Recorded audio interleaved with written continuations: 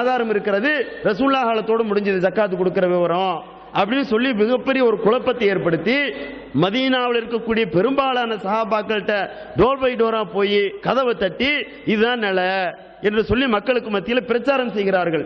எந்த அளவுக்குன்னு சொன்ன சில குறிப்பிட்ட சஹாபாக்களை தவிர, அஷரத்துல் முபஸ்ஸரா என்று சொல்லக்கூடிய அந்த 10 சஹாபாக்களை தவிர, இப்னு அப்பாஸ் அவர்களை தவிர, இப்னு அப்பாஸ் அவங்க வீட்டுக்கு போறாங்க, போய் இந்த மாதிரி விவரத்தை சொல்றாங்க, என் வீட்டு வாசப்பட்டு நிக்காதீங்க, ஜக்காத்து கொடுக்க கூடாதுன்னு சொல்லி குர்ஆன்ல இருந்த நீங்க ஆதாரம் காட்டுறீங்க, அது உங்களுக்கு எதிரான வசனம் தான் இது. அது மாதிரி நூற்றுக்கணக்கான வசனங்கள் இருக்கிறது, அந்த மாதிரி வசனங்கள் எல்லாம் ஒட்டுமொத்தமா மறுக்க வேண்டியது வரும் என்று அவர்கள் அங்கிருந்து விரட்டி விடுகிறார்கள்.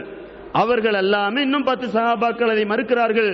மிச்ச ஏராளமான சஹாபாக்கள் இந்த வசனம் இப்படி சொல்லுதே என்று சொல்லி குழப்பத்தில் ஆழ்ந்து எல்லாருமே சேர்ந்து அபூபக்கர் கிட்ட போறாங்க. எதுக்கு போறாங்க? இந்த ஜக்காத்து கொடுக்க மாட்டோம், அது ரசூலுல்லாஹ் காலத்தோட முடிஞ்சிருச்சு அப்படின்னு சொல்லி பேச போகிறார்கள். எல்லா மக்களும் அங்க போய் இணைகிறாங்க, போய் அவங்கள்ட்ட பேசுறாங்க, ஜக்காத்து கொடுக்க மாட்டோம், இந்த இதுதான் ஆதாரம் என்று காட்டுகிறார்கள். ஒன்னு அவங்க என்ன சொன்னாங்க தெரியுமா?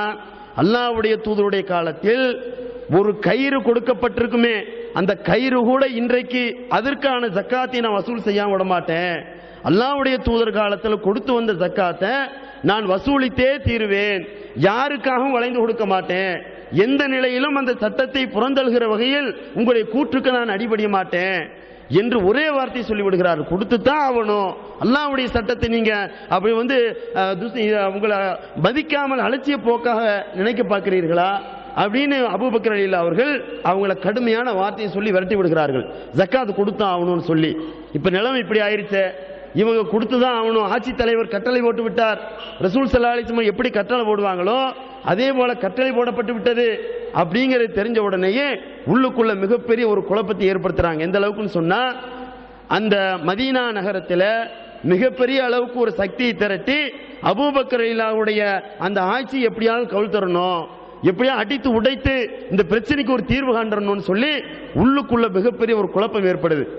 அந்த குழப்பத்துக்கு எப்படி தீர்வு காண்றாங்கன்னு சொன்னா, இப்படி ஒரு குழப்பம் ஏற்பட்டிருக்கிறதா, இந்த குழப்பத்தை அடக்க வேண்டும், அடக்கினா தான் இந்த அல்லாஹ்வுடைய சட்டத்தை அங்கே நிலைநிறுத்தியதான் ஆகும், இல்லைன்னா எதிரிகளுடைய கை ஓங்கிவிடும் என்கிற நிலையில் திட்டமிடுக மசூரா பண்றாங்க, ஆலோசனை செய்ய என்ன செஞ்சா தகும் என்று ஆலோசிச்சுட்டு இவர்கள், அதாவது இங்க இருக்கக்கூடியவர்கள் எல்லாம், உள்ள இருக்கக்கூடிய அந்த எதிரிகள்லாம் மதீனாவை சுற்றி உள்ள ஆட்கள் நிறைய பேர் இருக்கிறார்கள், வெளியூரை சேர்ந்தவர்கள்லாம் உள்ளே வந்து விட்டார்கள். இவர்களை அடக்குவதற்கு, இவர்களை வேவு வாப்பதற்கு அதே ஜுபைர் ரலியல்லாஹு அவர்களையும் அலி ரலியல்லாஹு அவர்கள் நியமித்து நீங்க பல்வேறு இடங்களுக்கு போங்க, என்ன நிலைமைன்னு பாருங்க அப்படின்னு சொல்லி பார்த்துட்டு அபூபக்கர் ரலியல்லாஹு அவர்கள் தானே களமிறங்கி அந்த மதீனாவுடைய எல்லையை தாண்டி அங்க போய் அந்த நிலைமை எப்படின்னு பார்த்து அதுல மிகப்பெரிய ஒரு போரையும் துவக்கி அதுல வெற்றியும் காணுகிறார்கள். இதுல இன்னொரு விஷயத்தையும் கவனிக்கணும். என்ன விஷயம்னு கேட்டா, அதாவது உசாமா என்று சொல்லக்கூடிய நபித்தோழர் இருக்காங்களே, ஸெய்த் இப்னு ஹாரிஸாவுடைய மகன் தான் உசாமா. உசாமா ரலியல்லாஹு அன்ஹு ரசூல் ஸல்லல்லாஹு அலைஹி வஸல்லம் உடைய வளர்ப்பு மகனுடைய மகன், அதாவது ரசூலுல்லாஹ் பேரனை போல. அவங்க என்ன செய்யறாங்க, ரசூலுல்லாஹ்வுடைய காலத்துல ரசூலுல்லாஹ் மரணிப்பதற்கு முன்னால் 3 நாள் மரணிப்பதற்கு முன்னால் அவங்க என்ன செய்யறாங்க, உசாமாவை அழைத்து நீங்க சாமுக்கு செல்லுங்க, சாமுன்னு சொன்னா சிரியா.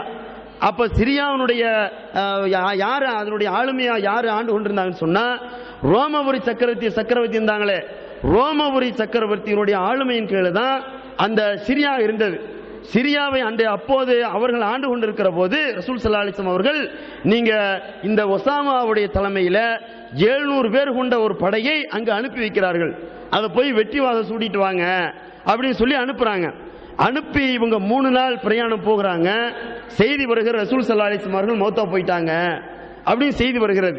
இப்ப மிகப்பெரிய ஒரு குழப்பம், போகிறதா வேண்டாமா அப்படிங்கிற ஒரு குழப்பம் ஏற்பட்டிருக்கிற போது மக்கள் என்ன செய்து விட்டா, 700 பேர் அவங்க ரசூல் ஸல்லல்லாஹு அலைஹி வஸல்லம் அவங்க மௌத்தா போயிட்டாங்க இல்லையா, இங்க வந்துடலாம், யார் ஆட்சி அமைக்கிறாங்க என்ன பிரச்சனை தெரியணும் அப்படின்னு சொல்லி மதீனாவுக்கு வந்து விட்டார்கள்.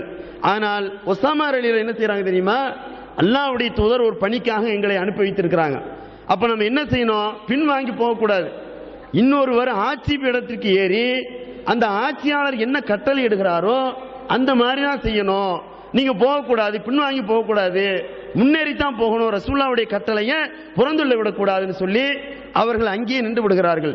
இப்ப மதீனாவுக்குள்ள அபூபக்கர் ரலியல்லாஹு அவர்களை எப்படி சொல்லி திசை திருப்புறாங்கன்னு கேட்டா மதீனாவுடைய நிலைமை சரியில்லை. இப்ப கொஞ்சம் நீங்க அலட்சியமா போய்விட்டீங்கன்னு சொன்னா இந்த மதீனாவில் இருக்கக்கூடிய அவ்வளோ எதிரிகளும் இந்த ஆட்சியை உங்க ஆட்சிக்கு எதிராக அவர்கள் மிகப்பெரிய சூழ்ச்சி செய்து சண்டையிடுவார்கள். அப்ப நீங்க என்ன செய்யணும்னு கேட்டா ஒசாமாவுடைய தலைமையில ஒரு கூட்டம் போயிருக்கிறது போர் செய்யறதுக்கு, அந்த கூட்டத்தை வாபஸ் வாங்குங்க. வாபஸ் வாங்கி மதீனாவுடைய எல்லையில கொண்டு வந்து நிப்பாட்டுங்க. மதீனாவை கொண்டு வந்து நிப்பாட்டின்னு சொன்னா இந்த எதிரிகளை இலகுவா முறையில வென்றெடுத்துடலாம் அப்படின்னு சொல்லி அபூபக்கர் ரலியல்லாஹு இந்த செய்தி சொல்லப்படுகிறது. அவங்க என்ன சொன்னாங்க தெரியுமா? ஒசாமா ரலியல்லாஹு சொன்னது போலவே அல்லாஹ்வுடைய தூதர் அவர்கள் அந்த சாமுக்கு சிரியாவுக்கு அனுப்பின அந்த கூட்டத்தை நான் திருப்பி வாபஸ் வாங்குறதா, ரசூல் ஸல்லல்லாஹு அலைஹி வஸல்லம் அவருடைய அந்த செயலை நான் தொடர்வதற்கு வந்திருக்கிறேனே தவிர அதை இடையிலே நிப்பாட்டிட்டு என்னுடைய மனோயிச்சின் அடிப்படையில் நான் செயல்படுவதற்கு அல்ல. ரசூல் ஸல்லல்லாஹு அலைஹி வஸல்லம் அவர்கள் எந்த பணிக்கு அவர்கள் அனுப்பினார்களோ அந்த பணி அவங்க தொடரட்டும் என்று சொல்லி அந்த மக்களையும் அழைத்து கொண்டு ஒசாமா ரலியல்லாஹுடைய அந்த வாகனத்தில் ஏற வைத்து நீங்க போய் போர் செஞ்சுட்டு வாங்கன்னு சொல்லி அவர்கள் அனுப்புறாங்க. அப்ப உள்ளுக்குள்ள என்ன பிரச்சனை? இப்படிப்பட்ட ஒரு சூழல், பயங்கரமான ஒரு நிலை, ஊருக்குள்ள மிகப்பெரிய சண்டை, ஒரு நாட்டில் சண்டை வந்துடும் போல இருக்கிறது, கலவரம் வெடிச்சிரும் போல தெரியுது. இப்படிப்பட்ட உள்நாட்டு கலவரம் ஏற்படுதுன்னு சொன்னா இந்த நிலையில ஒசாமாவை அனுப்பிவிட்டாரே அப்படின்னு மக்கள் பேசுறாங்க. ஆனா எதிரிகளுக்கு என்ன தோணுச்சு? அவங்க எவ்வளவு அழகான முறையில் அல்லாஹ் அந்த எண்ணத்தை அவங்களுக்கு போட்டிருக்கான் பாருங்க. இப்படி ஒரு யுக்தியை கையாண்டு ரசூலுல்லாஹ்வுடைய அந்த கட்டளை நிறைவேற்றுகிற வகையில் ஒசாமாவை அனுப்பி வைத்தாரே, அந்த யுக்தியை கையாண்டாரே, அது அவர்களுக்கு பிளஸா இருந்தது. மக்கள் எப்படி சிந்திச்சாங்க? மிகப்பெரிய ஒரு வல்லரசை எதிர்க்கக்கூடிய வகையில் இங்க இருக்கக்கூடிய ஒரு சின்ன படையை அனுப்பி வச்சாங்களே, இது இல்லாம எவ்வளவு ஒரு படையை கையில வச்சிருப்பாங்க, அவ்வளவு பெரிய படையை அதை வெற்றி கொள்வதற்காக வேண்டி இங்க இவ்வளவு பெரிய பிரச்சனை இருக்கிற போது அங்க இவர்கள் அனுப்பி வைக்கலாமா?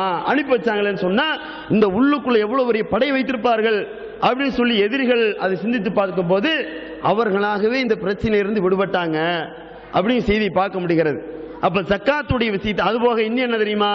அபூ ஹுரைரா ரலியல்லாஹு இருக்காங்கல்ல, அவங்க என்ன சொல்றாங்க தெரியுமா? அபூபக்கர் சித்திக் பத்தி ஒரு மதிப்பீடு தர்றாங்க. என்ன மதிப்பீடு? அபூபக்கர் ரலியல்லாஹு இருக்காங்களே, இவர்கள் தான் இஸ்லாத்திற்கு ஒரு முன்னோடியா திகழ்ந்தவர்கள் அப்படின்னு சொல்லி பல முறை சொல்றாங்க. அபூபக்கர் ரலியல்லாஹுனால தான் இஸ்லாம் வந்து தலை தோங்குச்சு அப்படிங்கிற வார்த்தை 3 முறை சொல்றாங்க. கூட இருக்கிற சஹாபாக்கள் சொல்ல கேட்டாங்க, என்ன இப்படி சொல்றீங்க?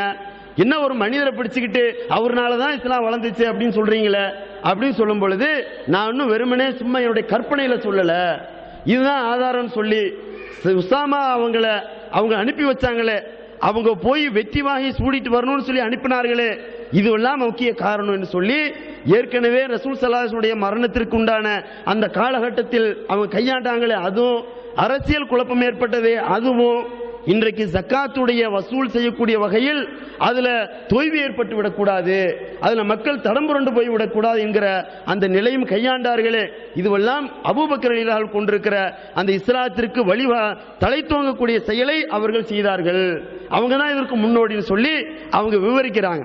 அதே போல ஒசாமா ரலியல்லாஹு அவர்கள் போய் கொஞ்ச நாள்ல திரும்பி வர்றாங்க. எப்படி வர்றாங்க? வெற்றி வாகையோடு சூடி வருகிறார், வெற்றி வாகை சூடிட்டு வர்றாங்க, வெற்றி அடைந்து வர்றாங்க. இங்க மக்கள் என்ன பேசிட்டு இருக்கிறாங்க? நயவஞ்சகர்கள், முனாஃபிகீன்கள். அதாவது ஒசாமா போயிருக்கிறாரு, வல்லரசை வெற்றி கொள்வதற்கு போயிருக்கிறாங்க. அவர் வெற்றி கொண்டு விட்டால் நாம பேசாம அபூபக்கர் அவங்கள்ட்ட போய் ஜக்காத் கொடுத்துடலாம், இன்னும் நானும் நீங்களும் எல்லாம் ஒண்ணுதானே, நமக்குள்ள சண்டை செச்சுறவா அப்படின்னு சொல்லி ஜக்காத் கொடுத்துருவோம். அல்லது ஒசாமா தோல்வி அடைந்து வந்து விட்டால் இங்க நம்ம அடிச்சு பிசற கிளப்பிடுவோம், தகுதிடுவோம் அப்படின்னு சொல்லி இங்க ஒரு திட்டம் போடுறாங்க. வந்தா வெற்றி அடைந்தார் சொன்னா நாம ஜக்காத்து கொடுத்துடலாம், வெற்றி அடையாமல் தோல்வி முகத்தோட வந்து விட்டார் சொன்னா நாம திருப்பி தாக்கிடலாம் அப்படிங்கிற நிலையில மதீனாவில் இருக்கக்கூடிய மக்கள் திட்டம் போட்டிருக்கிறாங்க. அந்த நிலையில அவங்க என்ன செய்யறாங்க? வெற்றி வாகை சூடிக்கொண்டு வர்றாங்க. அதை கேள்விப்பட்ட உடனே மக்கள் சாரை சாரையா வந்து ஜக்காத்தை கணக்கிட்டு அபூபக்கர் சித்திக் ரலியல்லாஹு கொண்டு வந்து கொட்டுகிறார்கள். இந்த ஜக்காத்தை படிங்க.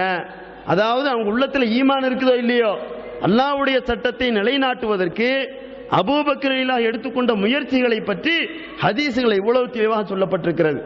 அப்ப அபூபக்கர் ரலியல்லாஹு அவர்கள் மற்ற எல்லா சஹாபாக்களையும் விட இவர்கள் தனிச்சிறப்பு பெற்றவர்கள். இவங்க எந்த மிகப்பெரிய ஒரு கஷ்டமான காலத்துல, குழப்பமான காலகட்டத்தில் இஸ்லாத்தை தகர்த்தெறியக்கூடிய பல்வேறு சூழல்கள் உருவாக்கப்பட்டது, அதெல்லாம் தகர்த்தெறிகின்ற செயலை இவர்கள் துணிந்து செய்தார்கள். அப்படின்னு கூட இருந்த சஹாபாக்களை ஒத்துக்கொள்றாங்க. எந்த அளவுக்குன்னு சொன்னா, அபூபத ஜர்ரா என்று சொல்லக்கூடிய நபித்தோழரும் உமர் அலிலாம் கூட இந்த விஷயத்தில் கொஞ்சம் பின்வாங்கிட்டாங்க. எப்படி, என்னங்க ஜக்காத்துடைய விஷயத்தில் நீங்க விடாப்பிடியா இருக்க வேண்டாம், இப்போ கொஞ்சம் லேசா விட்டுப்பிடிங்க, ஏன்னா உள்ள கலவரம் வெடிக்கும் போல இருக்கிறது, உள்நாட்டு பிரச்சனையை நம்ம சமாளிக்க முடியாது, கொஞ்சம் விட்டு பிடிச்சு பிறகு வசூலிக்கலாம்.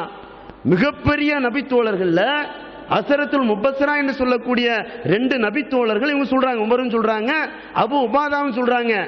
இவங்களுடைய செயல் என்ன, இவங்களுடைய வார்த்தை என்ன வந்து தெரியுமா? அடுத்த வார்த்தை, ஒரு காலத்தில் யாருக்காக நான் விட்டு தர மாட்டேன், நானாக இருந்து அல்லாஹ்வுடைய தூதர் எந்த கட்டளை என்ன நோக்கத்திற்காக மக்களுக்கு இந்த செய்தி எடுத்து வைத்தார்களோ, எதை தொடர்ந்து செய்து கொண்டிருந்தார்களோ அதிலிருந்து நான் பின்வாங்க மாட்டேன்.